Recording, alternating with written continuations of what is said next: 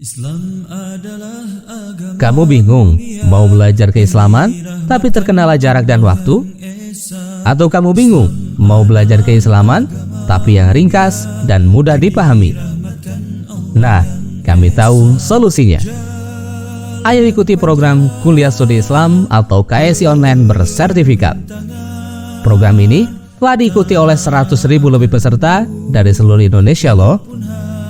Dan program ini 100% gratis. Kenapa sih kamu harus bergabung di program Kuliah Studi Islam atau KSI Online ini? Pertama, kedua, ketiga,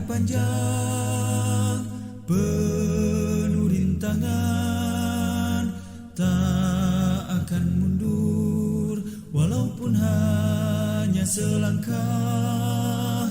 Rasul mulia keempat, sebagai pedoman, kelima, Quran dan Sunnah sebagai keenam, jalan hidup kami.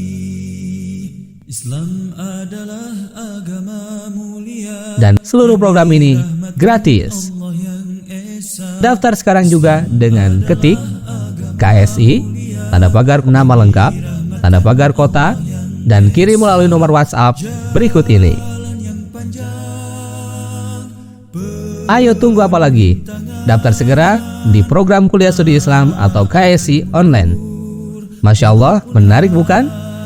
Bagi kamu yang ingin belajar keislaman tapi terkendala jarak dan waktu, dan yang ingin belajar keislaman tapi yang ringkas dan mudah dipahami, Kuliah Studi Islam atau KSI Online solusinya.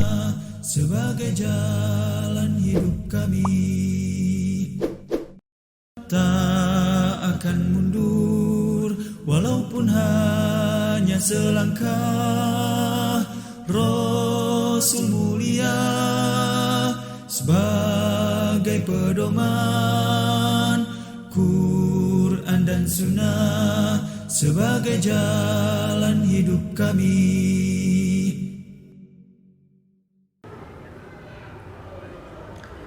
Bismillahirrahmanirrahim. Assalamualaikum warahmatullahi wabarakatuh.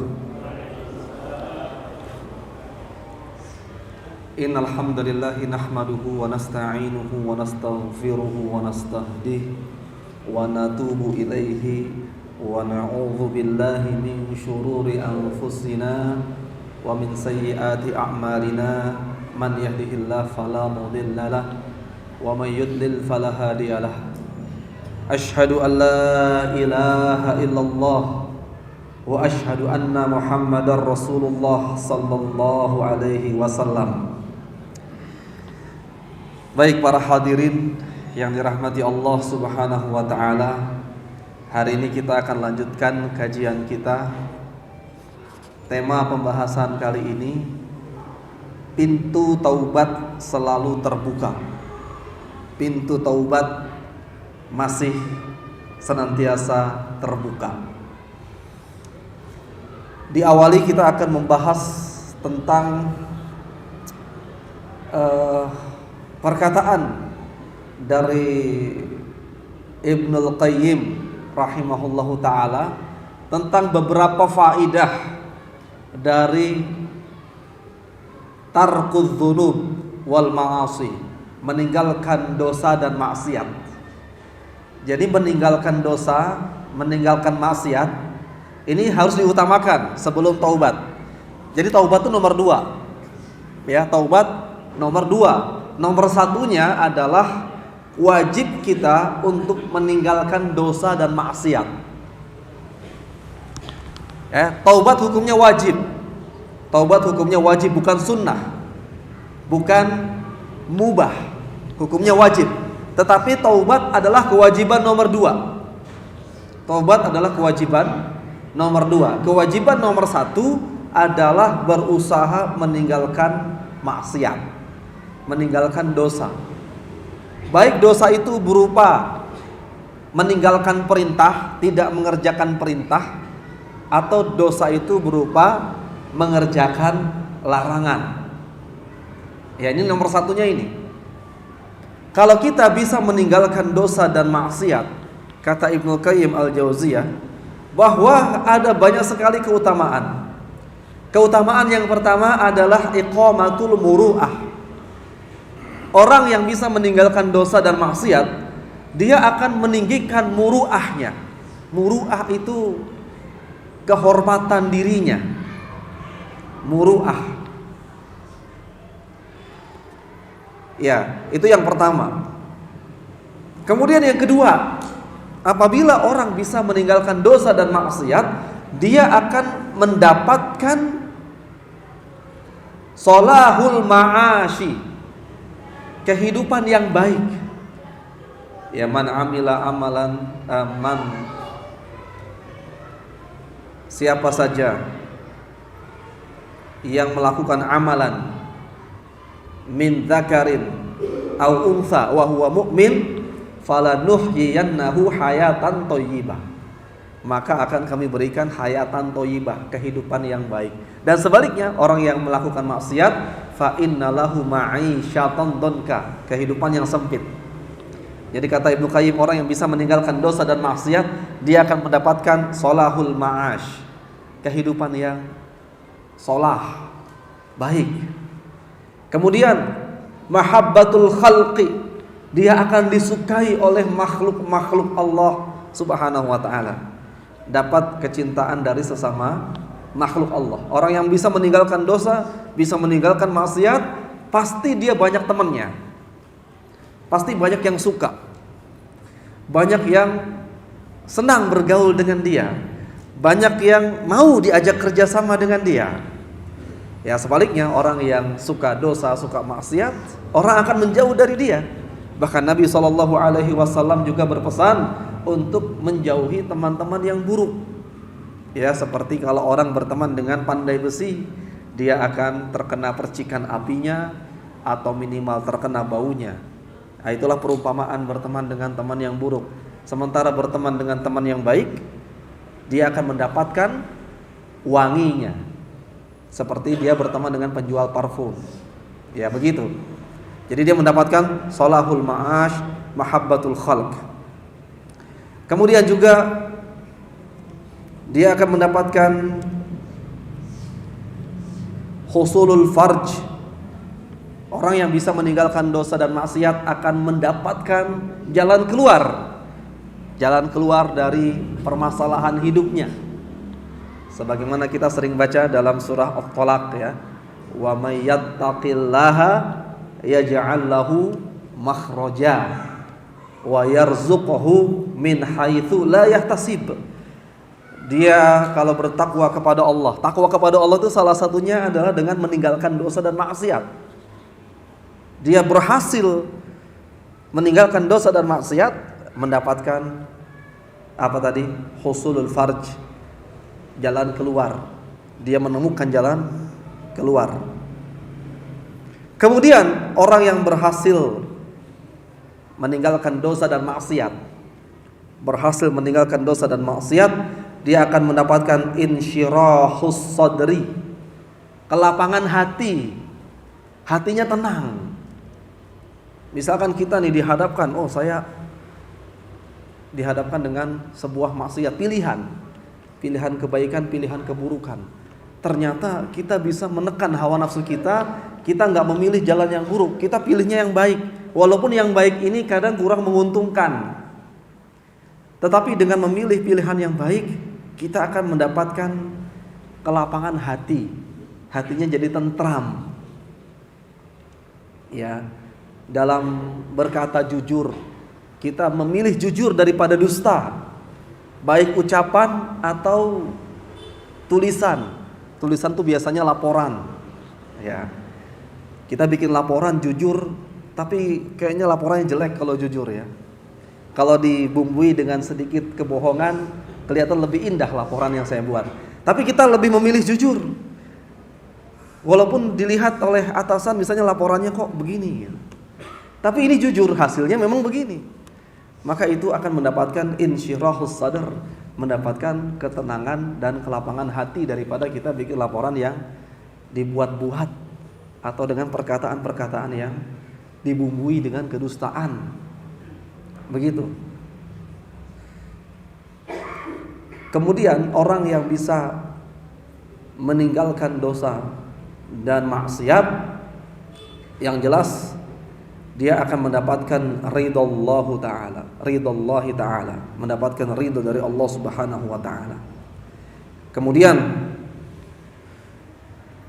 dia akan mendapatkan ziyadatun fil fahmi, ziyadatun fil fahmi, au ziyadatun fil fiqhi. Dia mendapatkan tambahan pemahaman agama dan tambahan ilmu.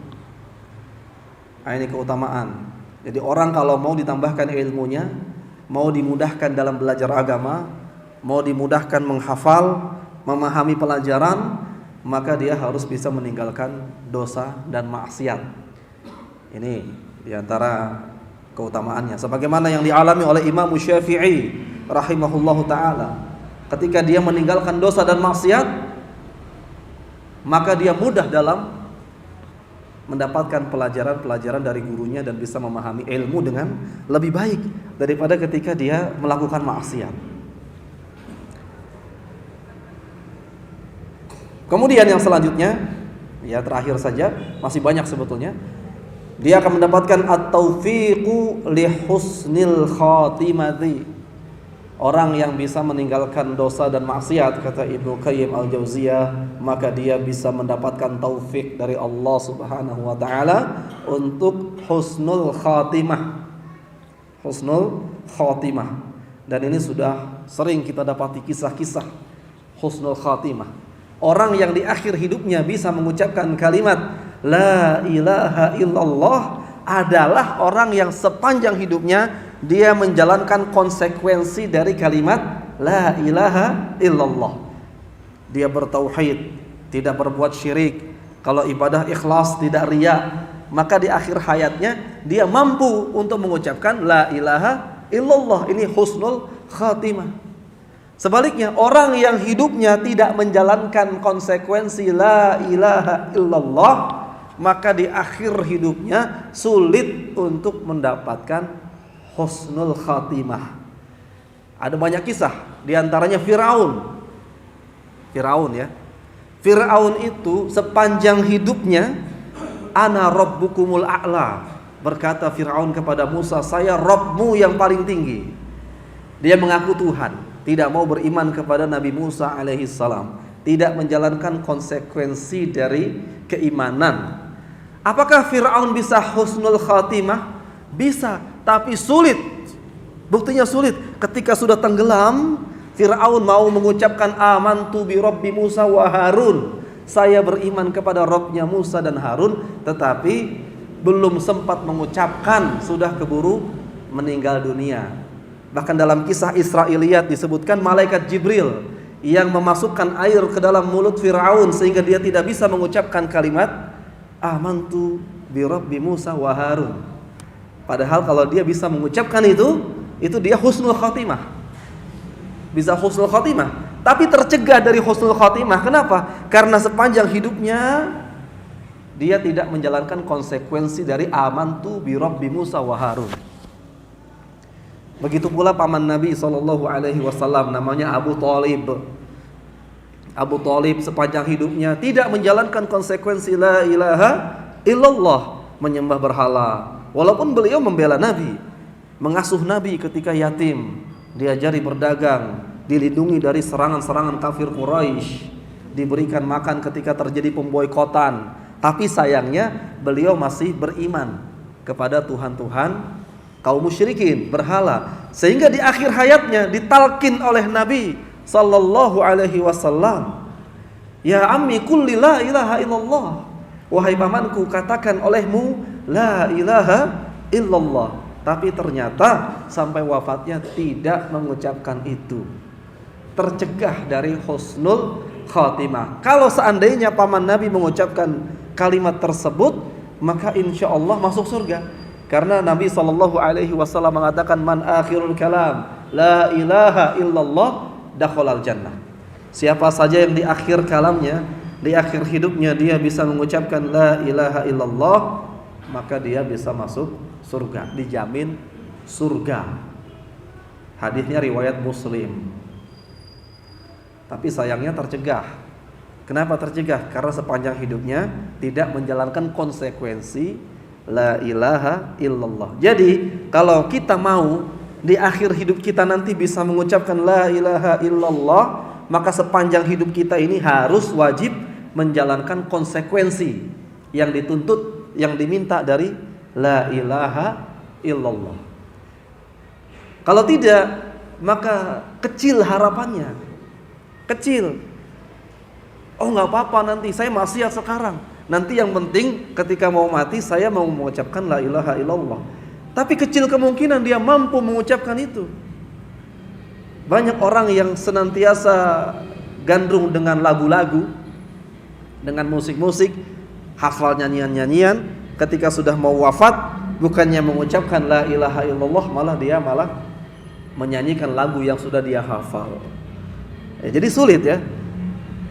Makanya kata Ibnu Qayyim, fi tarkidz dzunubi wal ma'asi, faidahnya adalah at-taufiqu li husnil khatimah. Akan mendapat taufik dari Allah Subhanahu wa taala untuk husnul khatimah. Ya ini. Nah, masalahnya sekarang meninggalkan dosa dan maksiat itu bukanlah perkara yang mudah. Kita harus berjuang keras meninggalkan dosa dan maksiat. Ya, sebagaimana yang kita katakan tadi, kewajiban kita yang pertama adalah meninggalkan dosa dan maksiat. Kewajiban yang kedua, setelah kewajiban kita yang pertama ini kita maksimalkan, yang kedua kewajiban kita adalah taubat apabila terjatuh dalam dosa dan maksiat. Gitu. Jadi taubat itu nomor 2. Yang pertama tadi, utamakan jauhi dosa dan maksiat dengan keutamaan-keutamaannya. Apabila yang kewajiban pertama ini kita terjatuh, kurang lengkap, kurang sempurna, karena memang tidak ada manusia yang sempurna bisa meninggalkan semua dosa, kadang-kadang terjatuh dalam dosa dan maksiat, maka kewajiban kita yang kedua, jangan sampai lupa, yaitu segera bertaubat kepada Allah Subhanahu wa taala. Dan taubat ini banyak sekali diperintahkan oleh Allah Subhanahu wa taala. Ya, pintu taubat senantiasa Allah buka. Allah perintahkan, wa anibu ila rabbikum wa aslimu lah. Wa aslimu lahu min qabli ayyatiyakumul adzabu thumma la tunsarun. Wa anibu, dan kembalilah kalian kepada Rabb kalian dan berserah dirilah kepadanya sebelum datang azab kepada kalian, kemudian setelah datangnya azab kalian tidak akan ditolong lagi. Surah Az-Zumar ayat 54. Inabah. Ya, inabah itu artinya kembali. Inabah ini diantara ungkapan lain selain taubat. Jadi ada kata-kata taubat, ada kata-kata inabah. Inabah, kembali. Wa anibu ila rabbikum. Kembalilah kalian kepada Rabb kalian. Ini perintah kepada orang yang selama ini hidupnya sudah jauh dari Allah Subhanahu wa taala. Tidak kenal dengan Allah, jauh dari Allah, jauh dari peribadahan, disuruh kembali. Ya, kembalilah kalian kepada Allah Subhanahu wa taala sebelum datangnya azab. Nah, Imam Ibnu Katsir mengatakan bahwa kita ini harus segera kembali kepada Allah, maksudnya menyegerakan taubat. Gitu. Menyegerakan taubat. Taubat itu kewajiban yang tidak bisa ditunda-tunda. Kewajiban yang tidak bisa ditunda-tunda, sehingga ada ungkapan ya, ada 3 hal yang harus disegerakan. Ada 4 hal. Ya, 4 hal yang harus disegerakan. Yang pertama adalah membayar hutang, harus disegerakan. Yang kedua adalah menikahkan anak gadis ketika sudah ada calon yang melamar, harus disegerakan. Yang ketiga adalah taubat, dan yang keempat adalah menguburkan jenazah. Jadi 4 hal ini harus disegerakan. Harus tergesa-gesa kita dalam 4 hal ini. Kalau ditunda-tunda, ini bahaya. termasuk taubat. Taubat ini harus disegerakan. Jam ini kita berbuat maksiat, maka jam ini kita bertaubat. Sebelum diingatkan, min qabli ayatiyakumul azab, sebelum datang kepada kalian azab. Nah, ini ngeri sekali azab ini. Azab ini adalah hukuman. Ya, hukuman baik di dunia maupun di akhirat bagi para pendosa. Zaharul fasadu fil barri wal bahri bima kasabat aydin nas. Ya, banyak sekali kerusakan di darat, di laut disebabkan karena dosa-dosa manusia. Jadi kalau kita sedang maksiat, itu harus takut dapat azab. Baik itu maksiatnya di kamar. Bisa jadi orang ketika maksiat di depan laptopnya, tiba-tiba ada petir menyambar, lalu laptopnya itu nyetrum, sehingga dia kesetrum, meninggal dunia. Itu harus takut. Walaupun gak ada hujan, bisa terjadi konsleting listrik atau tiba-tiba baterainya meledak dan dia celaka. Ini dimanapun kita berbuat maksiat, di depan laptop kita, di depan HP kita, hati-hati. Kalau Allah Subhanahu wa ta'ala ingin memberinya azab, maka bisa saja HP-nya meledak pada saat itu dan dia celaka. Matanya mungkin bisa buta atau bahkan dia bisa meninggal dunia. Ya, ketika di dalam perjalanan ini harus hati-hati. Banyak orang di perjalanan melakukan maksiat, khawatir ya, ketika dia maksiat datang azab dari Allah Subhanahu wa ta'ala. Kemudian yang kedua, bahwa Allah Subhanahu wa ta'ala telah berjanji pasti menerima taubat hambanya walaupun dosanya itu sangat banyak. Di dalam surah Asy-Syura ayat 25, wa huwallazi yaqbalu taubata an ibadihi wa ya'fu 'anis sayyi'at. Dan dialah yang menerima taubat dari hamba-hambanya dan memaafkan semua kesalahan-kesalahan. Sayyi'at itu jamak daripada sayyi'atun, kejelekan. Berarti sayyi'at kejelekan-kejelekan yang sangat banyak. Walaupun kejelekan kita sangat banyak, maka itu semua bisa dihapus dengan taubat. Bahkan dosa kemunafikan disebutkan di dalam Al-Quran surah An-Nisa 145. Kemunafikan itu dosa yang lebih besar dari kekafiran biasa ya. Innal munafiqina fid darkil asfali minan nar. Sesungguhnya orang-orang munafik itu ditempatkan pada tingkatan yang paling bawah dari neraka. Ya, orang munafik itu dia pura-pura Islam, tapi sebenarnya dia membela orang kafir. Dia menyerang Islam dari dalam. Ya, hatinya condong kepada kekafiran. Dan ini lebih bahaya dari orang kafir, musuh dalam selimut. Bahkan dia bisa menjadi intel-intelnya orang kafir.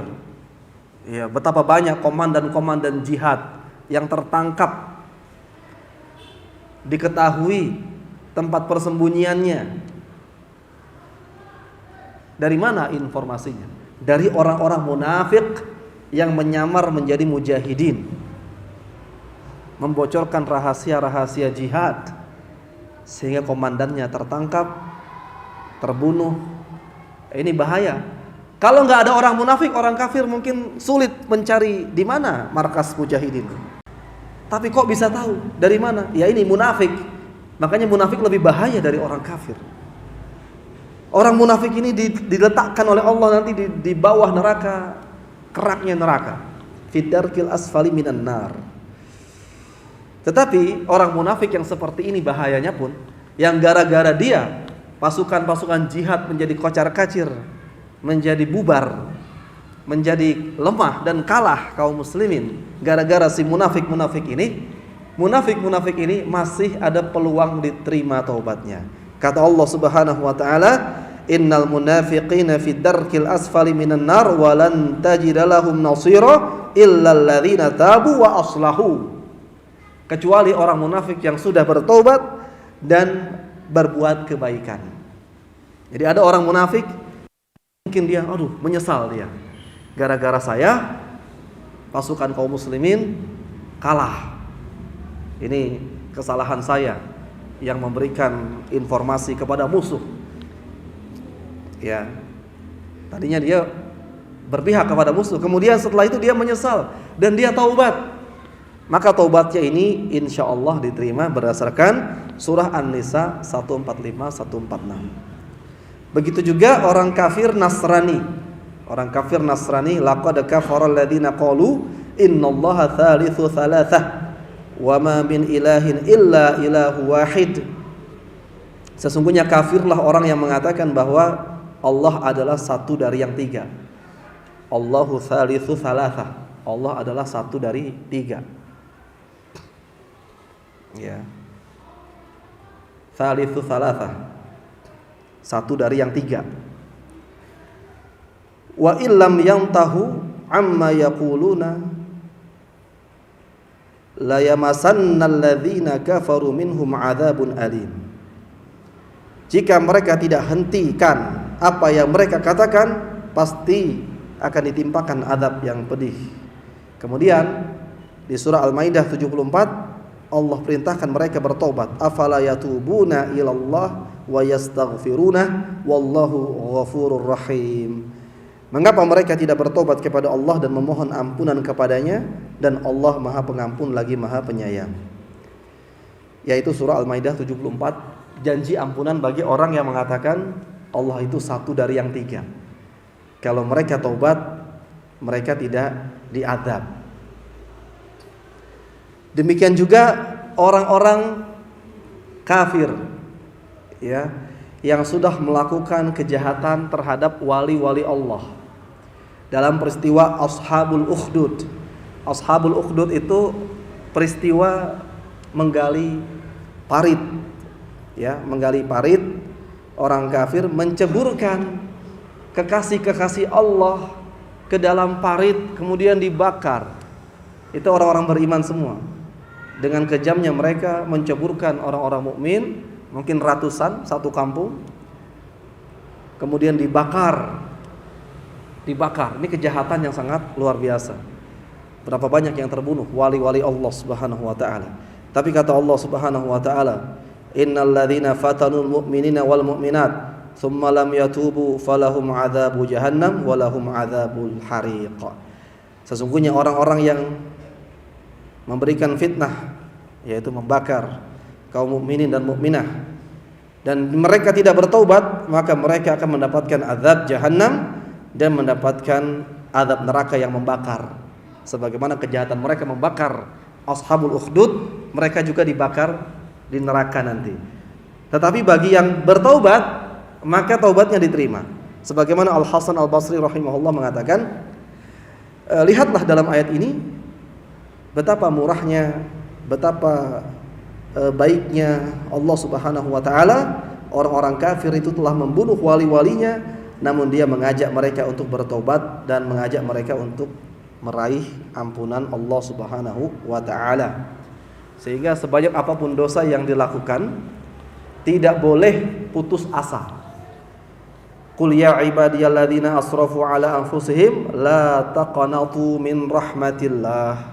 La taqnatu min rahmatillah. Katakanlah wahai hamba-hambaku yang melampaui batas terhadap diri mereka sendiri, janganlah kalian putus dari rahmat Allah. Surah Az-Zumar 53. Jadi sebanyak apapun dosa yang dilakukan, sebanyak apapun maksiat yang dilakukan, jangan putus asa. Putus asa itu contohnya misalkan berkata, alah saya mah udah pasti masuk neraka, gak mungkin saya ini bisa masuk surga, dosa saya sudah sangat banyak. Sehingga dengan keputusasaan ini, dia semakin bertambah berbuat dosanya.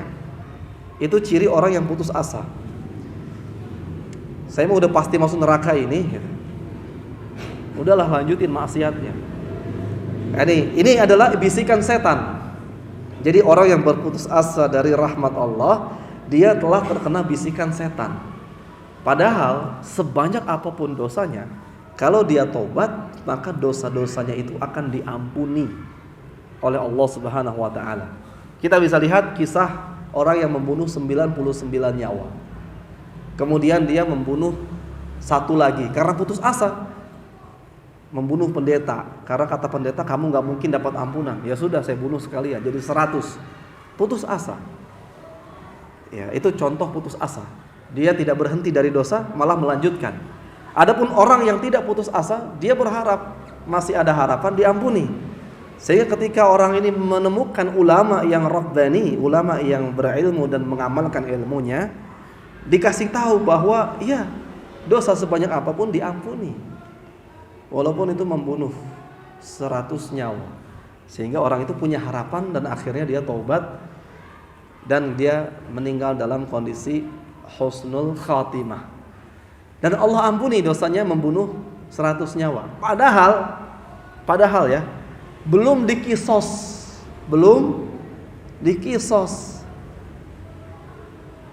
Ya.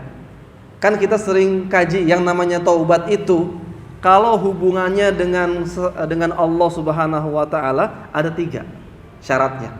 1, dia menyesali, yang kedua berhenti, yang ketiga bertekad tidak mengulanginya.